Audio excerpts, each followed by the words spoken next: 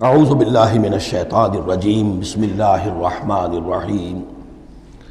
سورہ عنکبوت کے کل 7 رکوع ہیں۔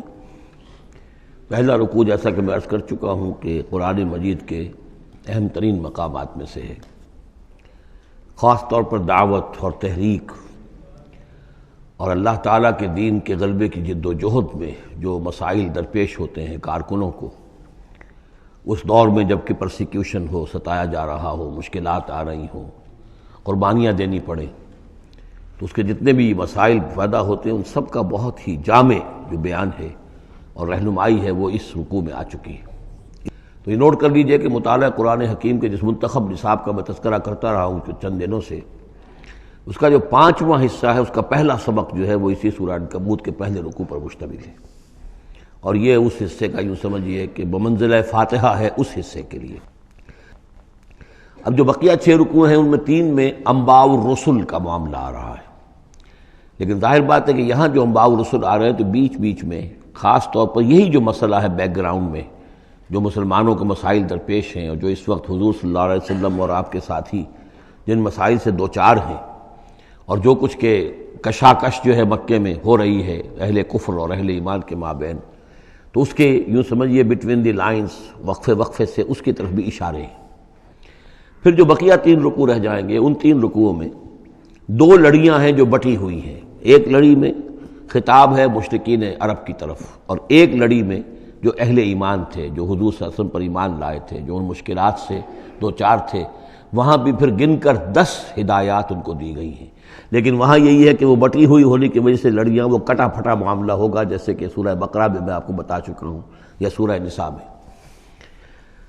وَلَقَدْ أَرْسَلْنَا نُوحًا إِلَىٰ قَوْمِهِ، اور ہم نے بھیجا تھا نوح کو اس کی قوم کی طرف، فَلَبِثَ فِيهِمْ أَلْفَ سَنَةٍ إِلَّا 50 عَامًا، تو رہا ان کے مابین وہ 1000 برس سے صرف 50 برس کم، 950 برس۔ حضرت نوح کا ذکر کتنی مرتبہ آ چکا ہے، لیکن یہ بات پہلے کبھی نہیں کہی گئی، یہاں کیوں کہی گئی کہ اے مسلمانوں تم ابھی پریشان ہو گئے ہو،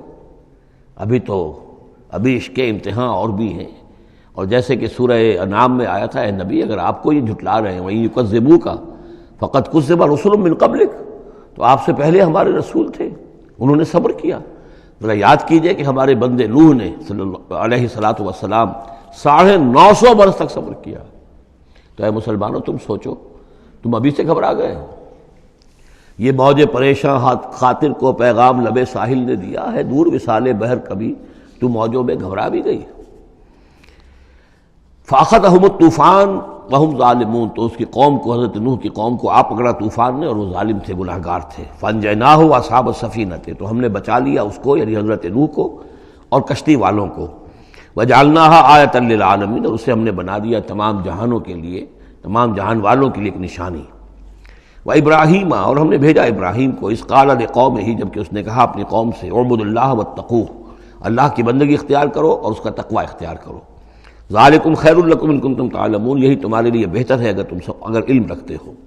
انما تعبدون من دون اللہ اوثانا، یہ جن کو تم پوج رہے ہو اللہ کو چھوڑ کر، یہ تو صرف کوئی بت ہیں، ان کے تھان ہیں جو تم نے بنا لیے ہیں۔ وتخلقون افکا، اور تم نے جھوٹ موٹ گھڑا ہوا ہے، یہ اس کی کوئی بنیاد نہیں، کوئی سند نہیں، نہ عقل میں اور نہ ہی کسی اللہ کی اتاری ہوئی کتاب میں۔ ان الذین تعبدون من دون اللہ لا یملکون لکم رزقا، یہ لوگ جنہیں تم پوجتے ہو اللہ کے سوا وہ تمہیں رزق نہیں دینے کا اختیار رکھتے۔ فابتغوا عند اللہ الرزق، تو رزق تلاش کرو اللہ کے پاس، اللہ سے مانگو رزق، اللہ سے اپنی مشکل کشائی کی درخواست کرو، اللہ سے اپنی حاجت روائی کے لیے دعا کرو۔ وَاعْبُدُوهُ، اور اس کی بندگی کرو، وَاشْكُرُوا لَهُ، اور اس کا شکر ادا کرو، إِلَيْهِ تُرْجَعُونَ، یقیناً اسی کی طرف تم لوٹا دیے جاؤ گے۔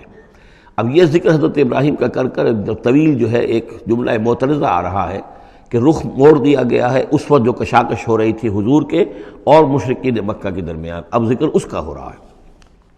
وَإِن تُكَذِّبُوا، گویا کہ اب خطاب ہو رہا ہے اہل مکہ سے، اور اگر تم جھٹلا رہے ہو فقد کذب امم من قبلکم، تو دیکھو تم سے پہلے بہت سی قوموں نے جھٹلایا۔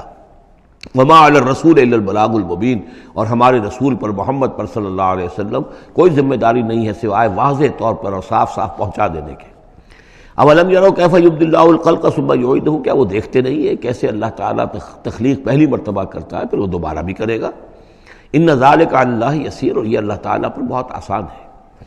قل سیروا فی الارض فانظروا، اور تو ان سے کہیے کہ ذرا گھومو پھرو زمین میں اور دیکھو کیف بدا الخلق، کیسے اللہ تعالیٰ پہلے تخلیق کیا ہے اس نے خلق کو، ثم اللہ ينشئ النشأۃ الآخرہ، پھر اللہ اٹھائے گا یا اٹھاتا ہے۔ دنیا میں بھی ہو رہا ہے کہ کھیتی جو ہے وہ ختم ہو گئی، پھر اگلی پھر فصل آ گئی، پھر فصل آ گئی، یہ تو ایک سائیکل چل رہا ہے، اور پھر یہ کہ اللہ تعالیٰ دوسری مرتبہ تمہیں اسی طرح اٹھا دے گا۔ نشأۃ آخرہ جو ہے آخرت کی جو تمہیں اٹھانا ہے وہ اللہ کے اختیار میں ہے۔ ان اللہ علی کل شیء قدیر، یقینا اللہ ہر شے پر قادر ہے۔ یعذب من یشاء و یرحم من یشاء، وہ جس کو چاہتا ہے عذاب دیتا ہے دے گا، اور جس کو چاہے گا رحم فرمائے گا۔ وإلیہ تقلبون، اور اسی کی طرف تم لوٹا دیے جاؤ گے۔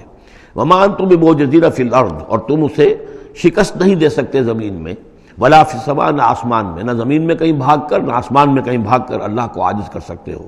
وما لکم من دون اللہ من ولی ولا نصیر، اور نہیں ہے کوئی تمہارا اللہ کے سوا نہ حمایت، یعنی اللہ کے ورے یا اللہ کے مقابلے میں۔ یہ دون کا لفظ بہت سے معنی دیتا ہے عربی زبان میں، دیکھنا ہوتا ہے کس کانٹیکسٹ میں کیا معنی ہے۔ اس کانٹیکسٹ میں اللہ کے مقابلے میں تمہارا کوئی نہ ولی ہوگا نہ نصیر ہوگا، نہ کوئی حمایتی نہ مددگار۔